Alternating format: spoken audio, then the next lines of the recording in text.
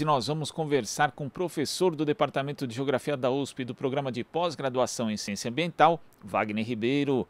Bom dia, Wagner. Bom dia, Glauco. Bom dia quem nos acompanha.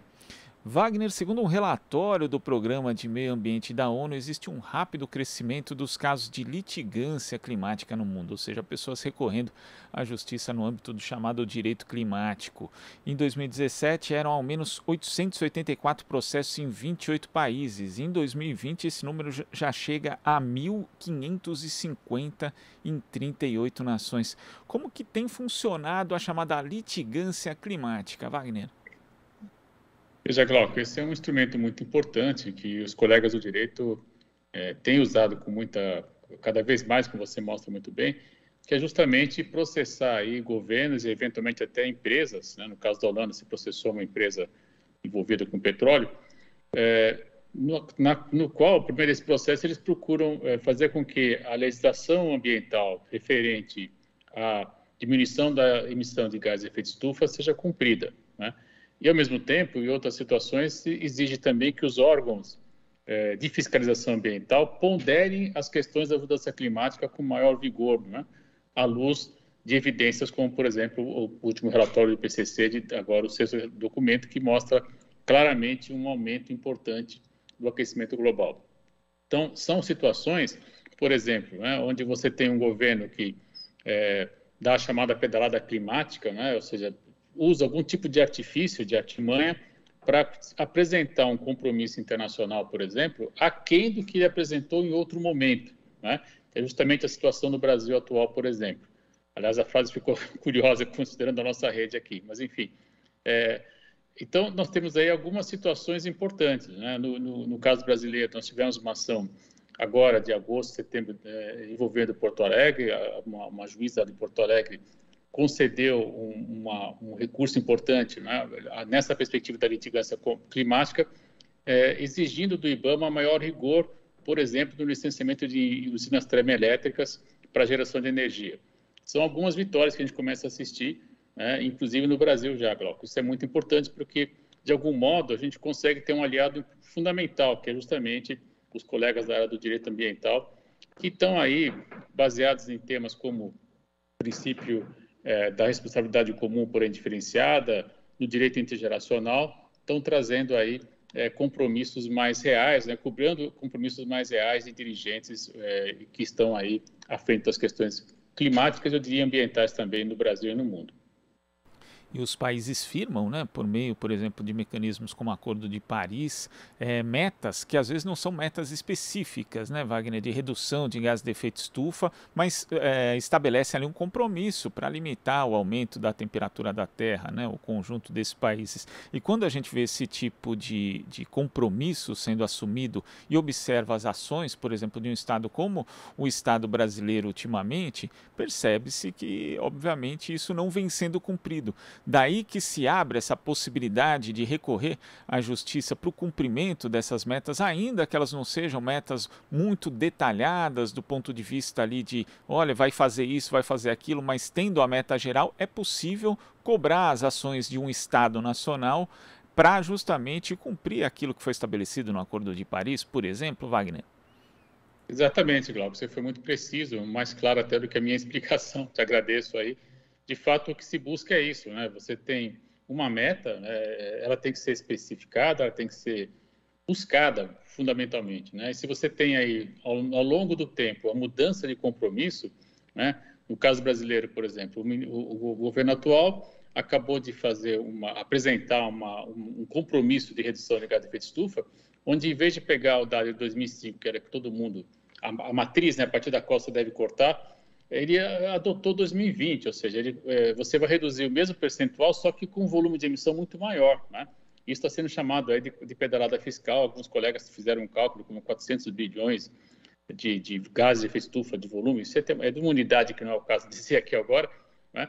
Equivalente de CO2, enfim, mas de qualquer modo, independente disso, houve, com esse tipo de ação, um aumento, né? O compromisso diminui, que pese se manter a quantidade proporcional. Não sei se fica claro. Quer dizer, você tinha um volume X, né? Sobre esse volume você tirar uma parte. Agora você tem um volume maior e vai tirar a mesma parte. Então, na verdade, você está tirando menos sobre o total, né? Em função disso, uma série de jovens está promovendo uma ação contra o governo federal, por exemplo, baseado nessa justiça climática, baseado no direito intergeracional, baseado na litigância climática, né? E eu tenho certeza que serão bem-sucedidos nessa ação, porque, de fato, se nós pegarmos o histórico, por exemplo, no Brasil, nós vamos ver que depois que o governo Lula apresentou o compromisso de redução lá na reunião de Copenhague, nós tivemos um decreto, a Lei do Clima, né, que é de 2009, que foi regulamentado depois por decreto.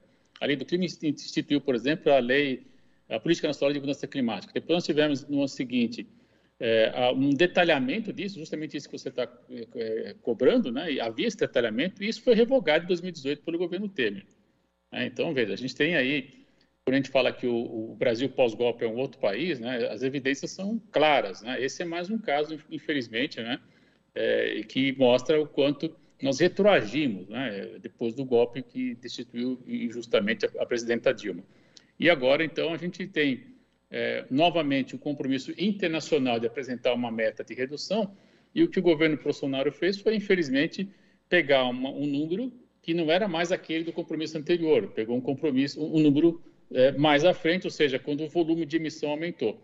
Essa ação, por exemplo, tem sido chamada de pedalada climática e motivou aí a um grupo de jovens a processar o governo. Isso está tramitando na justiça, esperamos que quando chegue às esferas daí seja acolhida, porque de fato a nossa Constituição prevê de maneira muito sábia, lá em 88 já, o direito intergeracional, né? Já que nós temos o compromisso de proteger o ambiente para as gerações atuais e para as gerações futuras também, né? Então, com base nesse princípio, por exemplo, já seria possível, sim, dizer que o governo está afrontando a Constituição mais uma vez, né? Seria mais um aspecto aí para ser ponderado, envolvendo aí, eventualmente, até o impedimento do presidente. Infringindo a Constituição, também acordos internacionais. E, Wagner, quando você fala dessa questão das chamadas pedaladas climáticas ou simplesmente do não cumprimento daquilo que foi acordado com outros países em relação à questão ambiental, nós vamos ter a COP26 e o Brasil não vai ter o que mostrar, ainda que a delegação do governo possa tentar ali fazer uma apresentação, por exemplo, de forma enviesada, como fez Bolsonaro em seu discurso na Assembleia Geral da ONU. O país também vai ser representado por parlamentares e ONGs que vão, né, obviamente, denunciar aquilo que tem acontecido no Brasil nessa área ambiental. Do ponto de vista internacional, essa cobrança pode ser ainda maior em relação ao governo brasileiro por conta do que ele tem feito e do que ele não tem feito, e também pode gerar novas ações dentro do âmbito dessa chamada litigância? Veja, Glauco, essa questão é fundamental, né? Nós tivemos agora, na última segunda-feira, o lançamento pelo atual ministro de Meio Ambiente de algo que foi muito grotesco, eu diria, né? Ele lançou um novo plano onde não tem o menor detalhamento de nada, né? Ele falou, não, agora nós vamos caminhar para a economia verde. Bom, o termo economia verde já é polêmico, mas vamos dizer que se tivesse uma definição clara no documento, se houvesse um documento mais detalhado, o que ele fez foi, na verdade, juntar uma série de ações que já existem, né, de vários governos, inclusive, alguns são até da época do Fernando Henrique, e diz que isso tudo, então, agora é a novidade do Brasil, e apresentou um número completamente sem muita base, dizendo que nós vamos reduzir as emissões com esse compromisso que eu dizia de 2020. Ou seja, é de fato uma situação que fica grotesca, né? Porque, como já dissemos aqui algumas vezes, hoje em dia nós temos instrumentos internacionais, satélites, por exemplo, que fazem captura de emissão de gases de efeito estufa, que conseguem monitorar, por exemplo, o avanço do desmatamento, conseguem qualificar o tipo de uso do solo que você está tendo. E se é pecuária, você consegue estimar quanto é emitido de metano, por exemplo. Se é outro tipo de cobertura, você consegue perceber exatamente o quanto você pede de cobertura vegetal, enfim. Tudo isso hoje em dia, Glauco, é muito fácil de ser ponderado, de ser conhecido, né? E aí, quando você vai para um fórum internacional, onde essas questões estão claramente postas, né, você fica desmoralizado, né, infelizmente. E não por outra razão, um conjunto de empresários já se mobilizou para levar um documento, né, para a própria COP, dizendo, olha, nós não somos o que o governo está fazendo, né? Mais ou menos o que ocorreu na época do governo Trump e o estado da Califórnia, que se descolou do governo, dizendo, olha, nós estamos em outro momento aqui, queremos outro tipo de ação, temos outro tipo de compromisso, né?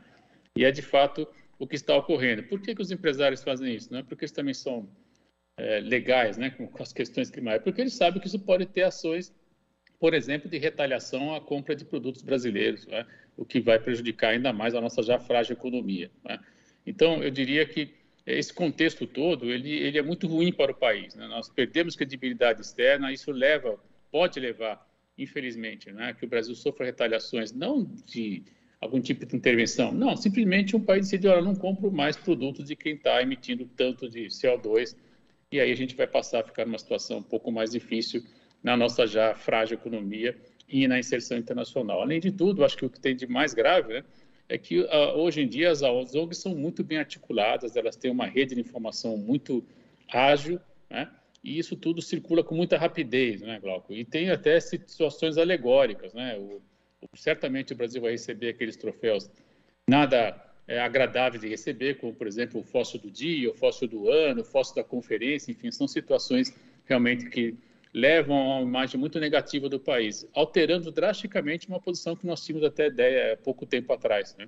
Se você pegar, por exemplo, o protagonismo que o próprio Lula com o Carlos Menck tiveram em Copenhague, mesmo antes, se você pensar o protocolo de Kyoto, que é o resultado de uma proposta oriunda do Brasil, envolvendo aí colegas da USP, colegas então, na época do INPE, enfim, o Brasil já teve a vice-presidência do IPCC, hoje, de novo, até uma Krug é vice-presidente do IPCC também, é uma das, enfim, né, tivemos protagonismo na época do governo Dilma, com a ministra Isabela, com o Luiz Figueiredo, que era o nosso chanceler, enfim, tudo isso se perde, né, em 5 anos, é algo assustador, e essa mudança do Brasil no cenário internacional em relação às mudanças climáticas é, de fato, surpreendente e, ao mesmo tempo, afeta drasticamente a nossa imagem, né? Para reconstruir isso, Glauco, a gente sabe que, quando trabalha com relações internacionais, que uma das questões fundamentais é você passar segurança para o seu interlocutor, né? Você não surpreender. Quando isso ocorre, para você reconquistar essa segurança, você reconquistar a confiança do seu interlocutor,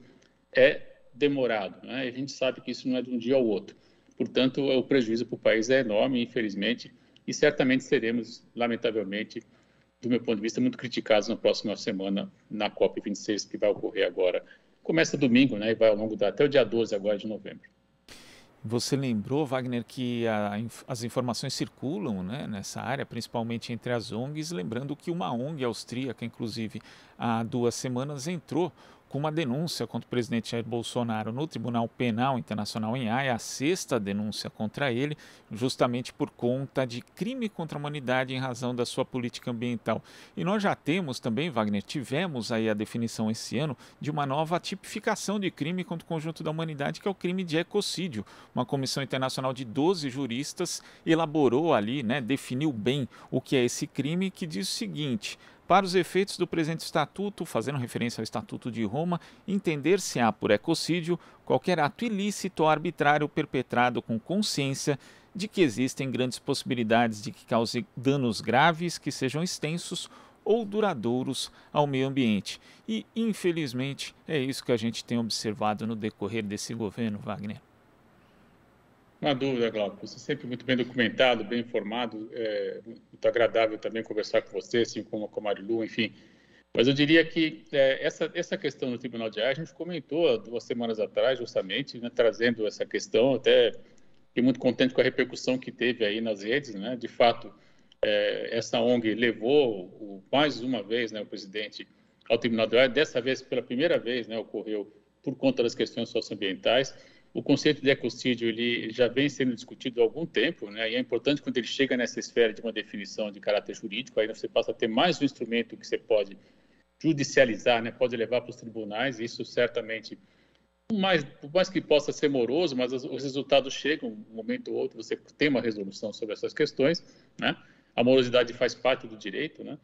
E, ao mesmo tempo, a gente passa a ter aí também mais uns aliados, né, no enfrentamento dessas questões climáticas. Eu tenho dito já há algum tempo que nós precisamos ter advogados, historiadores, geógrafos, psicólogos, engenheiros, gestores ambientais, químicos, biólogos, físicos, enfim, todo um arsenal mesmo, né, de entendimentos, jornalistas, evidentemente, psicólogos, né, todo esse conjunto para que a gente possa enfrentar os desafios que estão diante das mudanças climáticas, que não são pequenos, né? Por quê? Porque não são pequenos, Glauco? Porque para você evitar ações de ecocídio, por exemplo, né, evitar o desmatamento, você afronta interesses. E nesse jogo político que está posto, eu preciso ter um volume de informação muito grande, muito claro, que seja veiculado rapidamente para mostrar exatamente quem está infringindo, né, legislação, quem está, na verdade, colocando em situação de risco, povos originários, muitas vezes, comunidades locais, muitas vezes, mas que acaba tendo repercussão, sim, na escala regional e na escala internacional. Ou seja, nós estamos falando de um sistema integrado, que são os ciclos biogeoquímicos da natureza, que, de alguma maneira, estão sendo drasticamente afetados pela ação humana. Isso pode levar, sim, a situações de ecocídio. Infelizmente, o Brasil tem colaborado muito com isso, a não combater o desmatamento, ao emitir cada vez mais gás de efeito de estufa a partir do desmatamento, inclusive. Isso certamente vai chegar aos tribunais internacionais, mais uma vez, infelizmente, afetando a nossa imagem internacional. Insisto, que é sempre muito ruim, porque afeta por muito tempo, né? Até você tirar essa inércia você mostrar uma nova cara, e construir credibilidade, fundamentalmente, isso é demorado, Glauco. Então, a gente vai ter aí uma tarefa muito grande, difícil, né? Mas tem que ser enfrentada, que é justamente reconstruir a imagem internacional do Brasil. E todos nós lamentamos que a imagem do país esteja sendo afetada dessa forma, mas ao mesmo tempo também esperamos que o constrangimento internacional, que deve ser ainda mais evidente durante a COP26, que começa nesse domingo, faça o governo pelo menos repensar algumas das suas atitudes em relação à área ambiental, né, Wagner? Eu gostaria, Glauco, mas esses caras são principistas, sabe? Eles têm isso como um ponto ideológico e com esse tipo de situação, com gente com esse perfil não há diálogo, né? Você é testemunha que lá no começo do mandato desse cidadão, eu convidava o ministro Salles para diálogo, né?